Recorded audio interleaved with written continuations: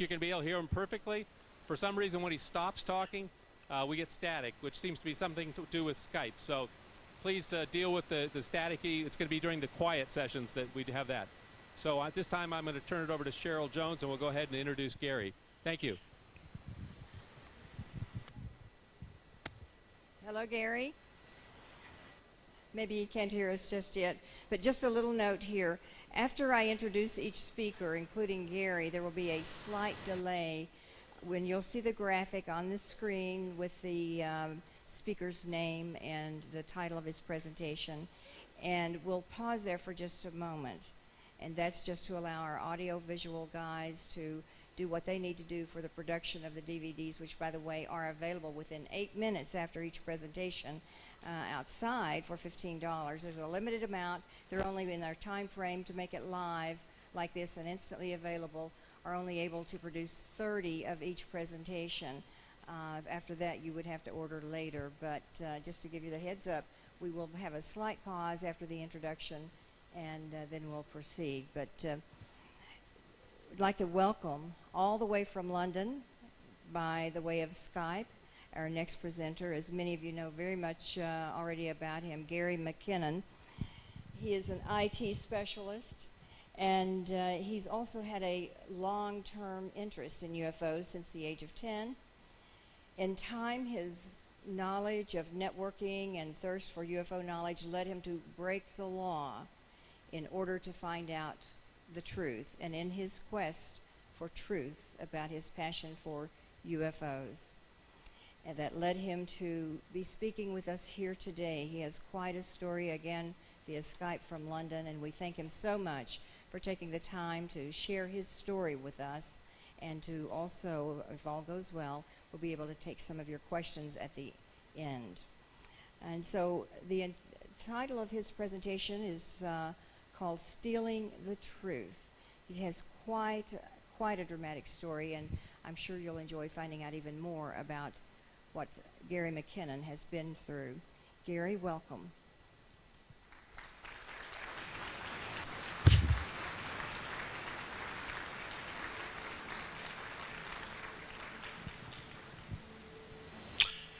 Hi, thanks, Cheryl. Are we on? Are we nice and clear?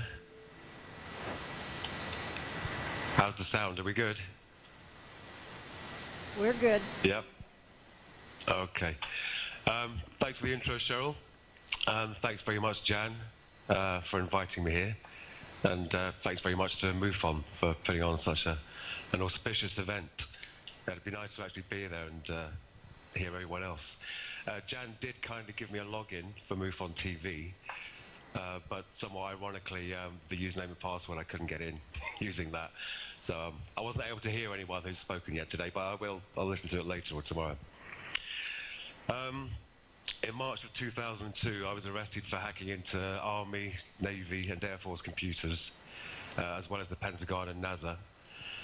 The arresting officers from the National High-Tech Crime Unit, which is now part of SOCA, the Serious Organized Crime Agency, told me that I'd probably do 6 months community service. This turned out to be a highly inaccurate prediction. My arresting officers went to Washington and met with some top brass to discuss my case, and also to illegally hand over my hard drive to US authorities, which they're still in possession of. The police officers were obviously very impressed by the military officers they'd met, because when they returned from Washington and interviewed me for the second time, they had a very serious tone about them. It was a very different ball game by then. The second interview was in the summer of 2002, in August, I think. And in November of the same year, the US authorities announced that they intended to extradite me to stand trial in America. And on paper, at least, I was facing 70 years in jail, which was a far cry from 6 months community service. So that was very shocking.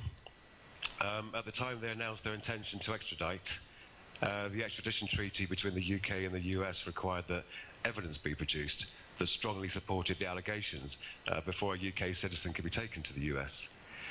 US citizens were protected by the Constitution, and strong evidence was also required to extradite them.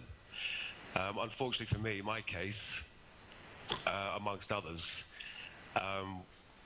it was at a time when hacking was a big problem, and my case and others had catalyzed the US and the UK into arranging an entirely new extradition treaty, one where supporting evidence was no longer required to extradite a UK citizen to the US, but you guys were still protected by the Constitution. And this necessary imbalance, as one of the architects of the treaty once called it, still exists to this day. Going from 6 months community service to the thought of the rest of my life in a foreign prison was obviously a major leap and a terrifying one. The US authorities called my actions the biggest military computer hack ever, which is patently untrue since there have been a few viruses that got into many more computers than I did. I got into less than 100, I think it was about 97. But the real bottom line here was the damage accusations. I was accused of damaging every PC that I was on and told that the amount of damage I'd done to each PC was exactly $5,000 worth. And that happened to be the magic figure necessary to support an extradition request. So I realized I was being fitted up for the damage.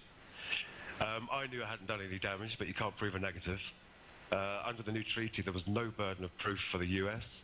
They just had to state your crime and your name.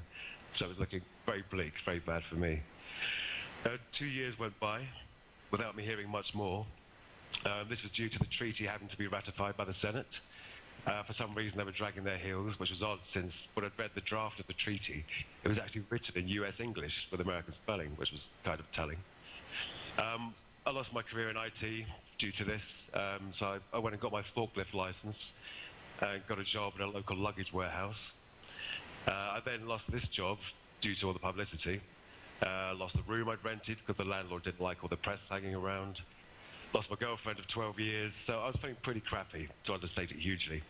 And spent those 2 years very down, unemployed. In 2005, I got another job, strangely working for EDS, Electronic Data Systems, a large American company.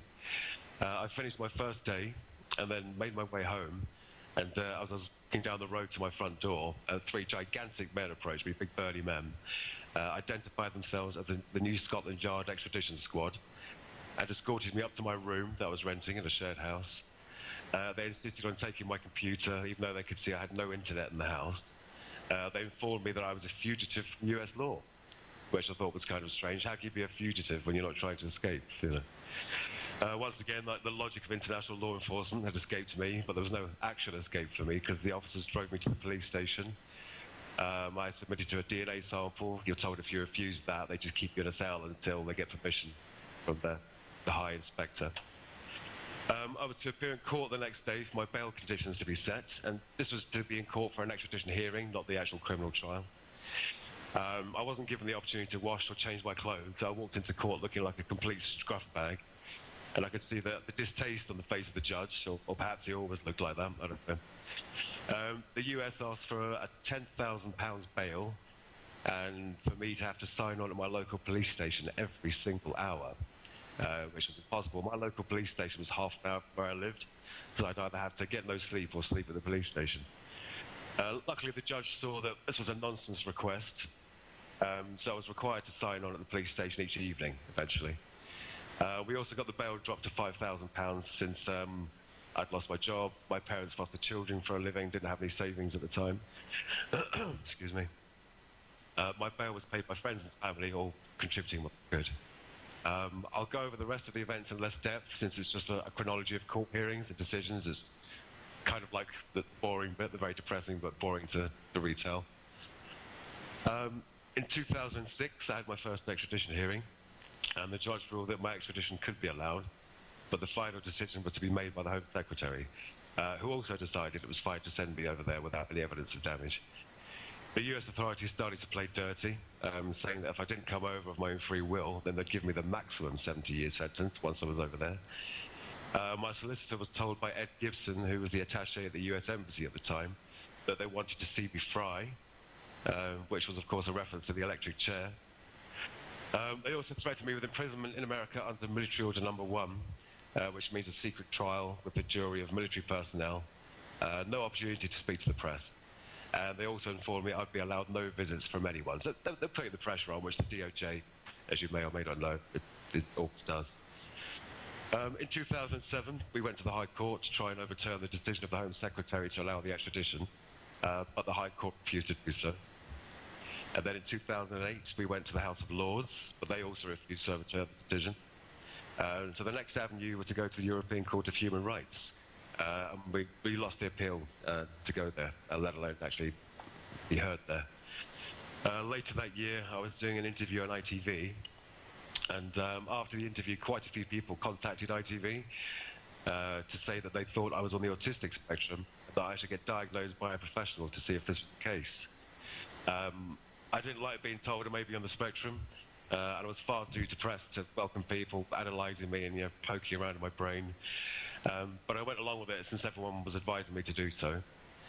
And ultimately, I was diagnosed by 5 or 6 of the top people in the UK. And they all agreed that I had Asperger's and was on the spectrum. And as I said, no one likes being diagnosed as having a syndrome of any kind, but it did explain a lot. People had always thought I was a little bit weird and kind of robotic ever since school. So now at least I had some kind of explanation for that, something to blame it on. And it turned out that having Asperger's helped with the case as well, because it's a medical condition. Since my actions were due to my hyperinflated sense of truth and justice, which is apparently quite common in people with Asperger's.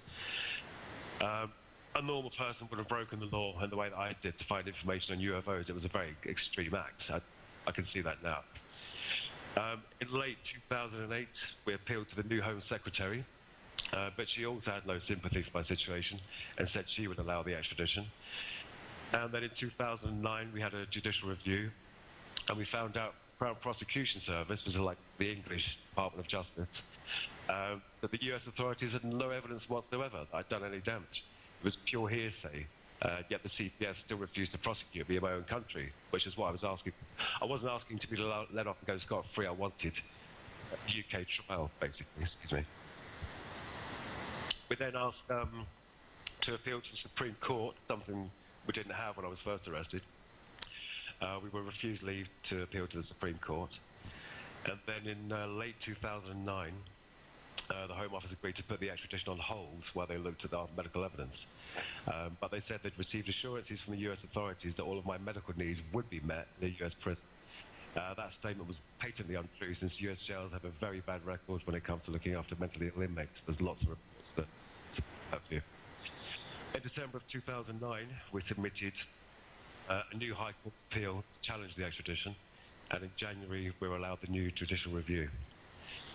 In the spring of 2010, the new Home Secretary, Theresa May, she agreed to put the extradition on hold again while the new medical evidence was looked at. And in the summer of the same year, Prime Minister David Cameron and President Obama mentioned my case on television, hoping that they could work together to find a suitable solution. And in September of 2010, we finally managed to get a review of the extradition treaty itself. Baroness Patricia Scotland, one of the people that helped push the treaty through, said herself that the treaty was necessarily imbalanced due to US citizens being protected by the Constitution. And David Blunkett, who had signed the treaty in the UK, admitted that we might have given too much away. In the spring of 2011, on a visit to the UK, President Obama said he'd respect any decision made by the UK judicial system, which was good to hear. That year, we had growing support from the Conservative Party, which is like your Republicans over here. And apart from a few noble individuals, the Labour Party, which is like your Democrats, were absolutely useless and had no qualms sending me across the pond. By this time, I'd been severely depressed for years. I was on Prozac. I was really barely leaving the house. I'd also bought enough potassium chloride to kill myself with. Rather than facing 70 years in a foreign jail, potassium chloride is the third chemical used in the triple set of chemicals for lethal injection. As far as I was concerned, these people wanted to see me fry or see me rot, and I wasn't going to let them control the terms or the method of my demise. In 2012, I refused to see the government-appointed doctors. I'd already been assessed by the top independent people in the land and saw no reason to submit to further tests, especially since the pair of doctors the government wanted to use had a track record of getting the results the government wanted, you know what I mean.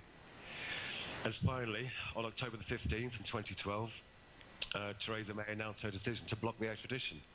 My family, my girlfriend and I, we cried like babies for seemed like hours. Just pure relief, 10.5 years worth of tears just running down our faces. There was still the possibility of a UK trial, which is what I've been campaigning for all this time. In December, on my mum's birthday, the CPS, the Crown Prosecution Service, announced that there would be no UK trial, and the ordeal is finally up. So that's the decade-long legal battle, the chronology of events. But I think it's also important to give you a very brief history of me and why I decided to hack into these systems. I was born in Glasgow in 1966. I had no siblings. My parents broke up when I was 6. Spent another year living in Glasgow, living with my dad, before going down to London to live permanently with my mum and stepdad. My parents always encouraged the use of imagination and creativity, so I was quite a self-sufficient child in terms of play and recreation. On top, I was always asking questions about the stars, the moon, and the other planets. And this fascination just grew as I got older, always maintaining a sort of layperson's interest in astronomy and physics and all things space-related. I did have one UFO sighting myself, just the one. It's the only time I've ever seen something with my own eyes in the sky that I just couldn't explain. I was in my bedroom, that was at the top of the house at the time. I was about 11 or 12, I think, just looking up at the sky at dusk. I saw this glowing red light just zooming from my very high extreme left, going at a massive arc right across the sky to the horizon on my right. But it wasn't traveling in a straight line. It was really jiggling. It was like brownie in motion, doing lots of seemingly random wiggles as it followed this course. It was a very strange thing. I mean, yeah, if you had been flying in that thing, I would have felt you'd just be thrown around like a rag doll, but who knows. When I was about 12, I joined BUFORA, the British UFO Research Association, which is still going strong today. The extension of an interest in the stars to an interest in the life that may live on the planets around those stars is unnatural. The thought that someone may be visiting us was extremely interesting, extremely interesting. Of course, as a boy turns into a young man, he develops other interests, and my passion for science and strange phenomena was put on the back burner for some time as I started to explore other aspects of life. I left school and spent years doing different jobs, from labouring to hairdressing to office jobs, factory work, warehouse work. I spent about a year in each job, looking for something that could hold my interest. As my dad always said, most jobs aren't interesting, son. That's why they pay you to do them. Obviously. I didn't leave school with many qualifications, but I did have a passion for computers. I was a self-taught programmer, first in BASIC and then in assembly language or machine code. And if you're that sort of person, then you'll know that you end up being the one that all your friends call for help. Their computers go wrong. Still happens to this day, very annoying. And then one day someone suggested I should try and get a job in computing, which weirdly I'd never thought of myself. Not having any formal qualifications or experience, the only jobs I could get initially were installation and upgrade contracts, where our business was moving from like Windows 3.11 to Windows for Work groups. Yes, it was a long time ago. And as time went on, and my experience grew, I was eventually contracting doing network installations, maintenance, troubleshooting, and eventually systems administration. Then one day, at one of my jobs in 93 or 94, I got my first look at the internet. Wow. Using the Mosaic browser. I was amazed that we could view text and images on computers on the other side of the world. It was fantastic. I knew it'd be a big thing in time to come, and I definitely wanted it in my house too, not just at work. Even though Microsoft famously said it didn't think there was anything to it, but I don't know if that's a rumor that's true, but apparently it is. I got my first dial-up connection in 95, I think. By then we had a variety of search engines, no Google yet, and millions of websites, so it had already become a useful resource. And the number of UFO enthusiast sites was astounding, so many of them, I could hardly believe it. I had a lot of catching up to do, so whenever I could, I'd browse the net, reading up on UFO history and how the phenomena had grown over the years. Around this time, fuel prices were very high in my country. We had cases of elderly people in the UK having to choose between warmth and food. We called it heat or eat, heating or eating. And many of them died due to hypothermia because they couldn't afford to pay their fuel bills. And it's a growing problem to this day. In 2015, 15,000 people in Britain died due to so-called fuel poverty. 15,000 people. And one subject I'd read a lot about in connection with UFOs was the free energy. You know, a power source that was virtually unlimited, output more energy than was required to operate it, They call over Unity devices. And it's not a mystery, by the way. Everyone has an over Unity device in their home. It's your fridge. The average refrigerator is about 3 times over Unity. And because the heat it puts out, you can't make the heat it puts out with the electricity that goes in.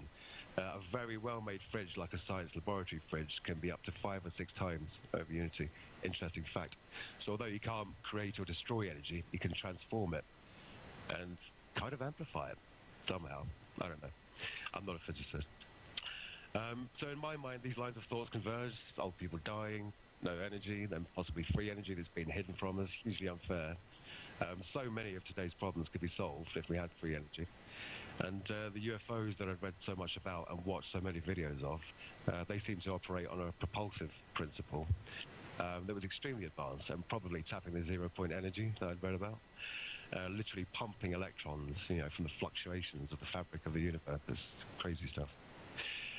So why didn't we have this technology? Many countries around the world had a serious interest in UFOs, even detailing in their Air Force's instruction manuals how to engage one and how to report it. We had the famous Roswell case, where bodies and a craft were supposedly recovered. So why didn't we have amazing flying vehicles and free energy for everyone? Why would you keep that from people? Elitism. Obviously, it's not your standard radar installation that monitors the skies for UFO tracking, and it's not your regular army that goes out and recovers crashed UFOs. As everyone here knows, these projects are special access and secret compartmented. So very few people see the big picture, and if there are any so-called disruptive technologies, they end up in the hands of a relatively small group of people, probably in the 10,000 or less, I would guess, rather than the public at large.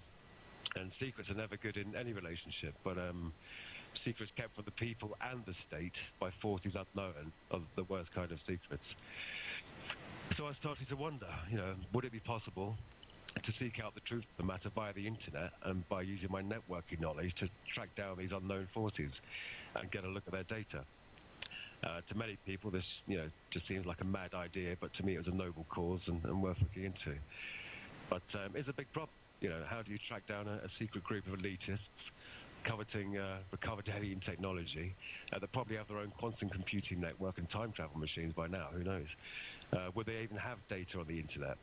Well, you don't know until you try, but where do you start? Then sometime in the spring of 2001, I think it was, I was told about Dr. Stephen Greer's upcoming Disclosure Project conference at the National Press Club in DC. And he was a man who'd spent years gathering together the most incredible UFO witness list, interviewing them, bonding with them, respecting their anonymity when required. And as I listened to him speak with true passion and eloquence about the subject, he became an instant hero to me, instant hero. Right up there with the likes of Linda Moulton Howe, Bud Hopkins, Stanton Friedman, and many, many others in the UFO field. It was an amazing body of evidence, and all from the mouths of mature retirees in the main, who held positions ranging from radar hardware engineers to US Air Force lieutenant colonels and above, generals. And these people were from all of the armed forces right across the board, as well as witnesses from the intelligence community. It really was a fantastic collection of people telling their stories. I bought the Disclosure Project book, wanting to know more of these people's stories and, more importantly, to use the book for intelligence gathering on possible locations that were internet connected and had something to do with the UFO cover-up. And having read the book, as far as I was concerned, Dr. Greer's star witness in this concern was Donna Hare. Here was a woman who'd been inside one of NASA's sanitizing labs, where they regularly remove UFOs from satellite and spacecraft imagery. She was an image specialist. I think she was doing launch lines at the time. And she said that the lab she saw was in Building 8 of Johnson Space Center.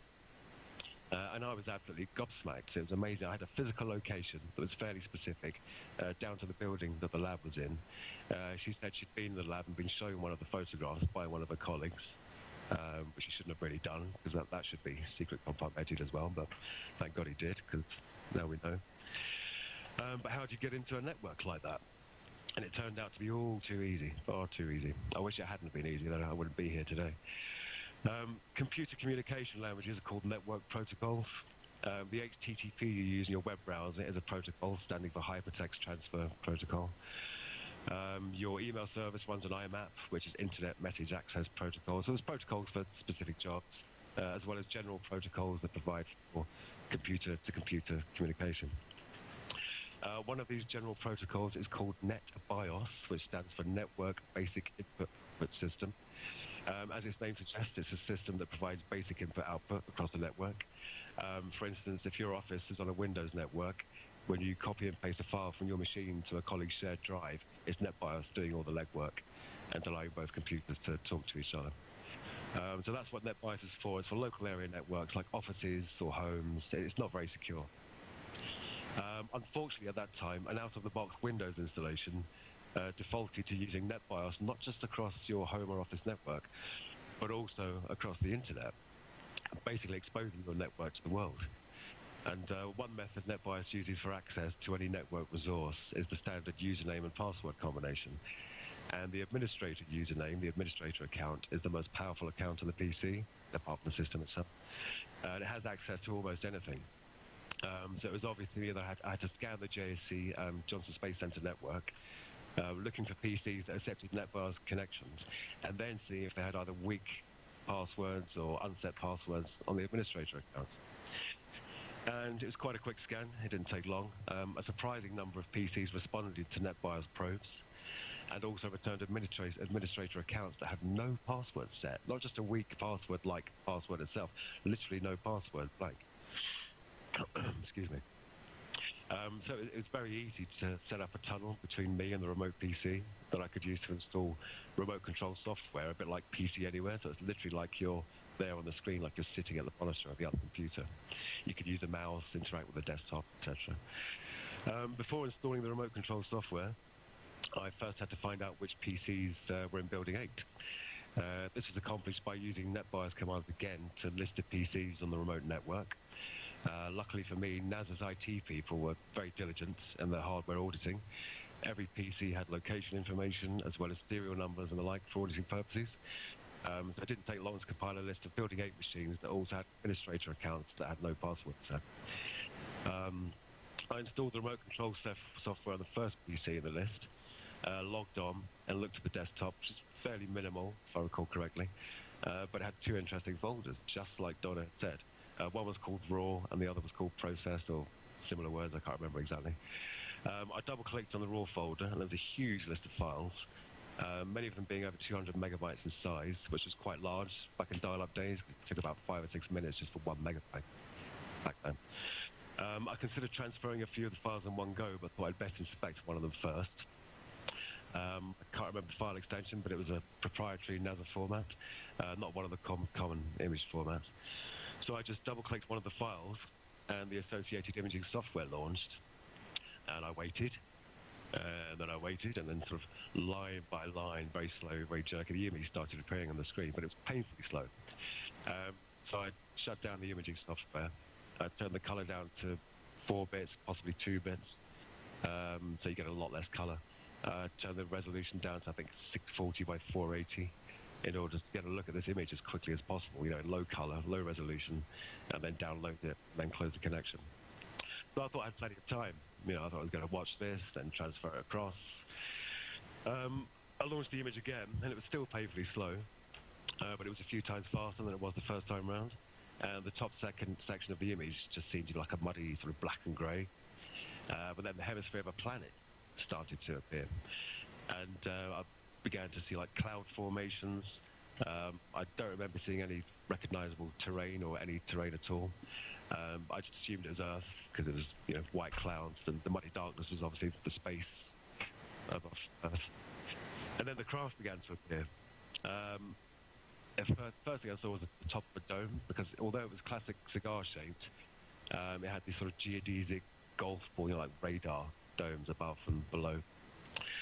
And no features in the craft at all, no insignia, no rivets, no seams, no sign of your standard man-made manufacturing at all, very smooth one-piece object. Then I jumped to my seat because the mouse started to move, you know, on its own.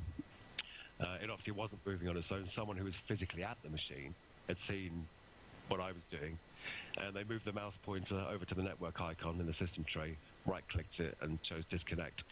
I couldn't believe it, you know, as I was watching. I hadn't even seen the whole image yet, and I'd been disconnected. So that was my eureka moment, but I also lost connection at the same time. But I had seen it. I found exactly what Donna Hare had said would be there, exactly where she said it would be, a sanitizing lab in Building 8 of Johnson Space Center that processed the imagery. And the first image I looked at featured some kind of exotic craft. So it was confirmation in my eyes. It was confirmation of Donna Hare's amazing story. I also found another piece of evidence. I think it was on a Navy network. I can't quite remember. It supports the secret space fleet theory. It was an Excel spreadsheet entitled Non-Terrestrial Officers. I don't know if that was the file name or just the title once you were in the spreadsheet. It had names, ranks, ship names, list of materiel, spelled with an E at the end, materiel, meaning military materials, chemicals, like exotic sounding chemicals that were under ship-to-ship transfers and fleet-to-fleet transfers. So yeah, quite an exotic document.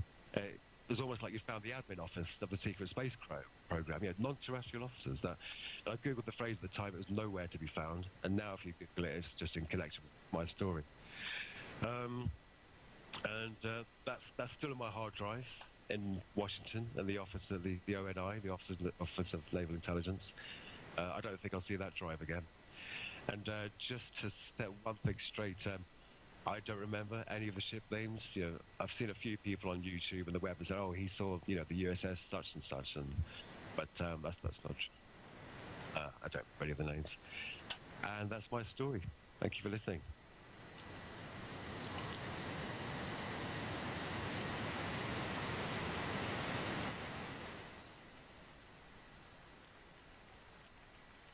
We have about a little less than 15 minutes left, Gary, and we have some people, I think, who want to come up and ask questions for you. And if you would, those of you who have some questions, we have a microphone already set up to the side here. If you could come up and ask your question very clearly and quickly into the microphone. I'll repeat it to Gary, and then we'll go from there, and we'll appreciate the time that Gary's giving us to ask questions. So the microphone is right here to the side. And question number 1. No, but I'll repeat it. Yeah. Okay, we could hear. Thank you. Gary, my question is, do you think that one of the reasons there was support for not extraditing you to the U.S. was that this was an unacknowledged project, and to bring you to a court and do a trial in the United States, they would have had to acknowledge what was top secret? All right, Gary, did you hear the question? No, can't hear the question now. Breaking up. You may want to come and repeat the question. Okay.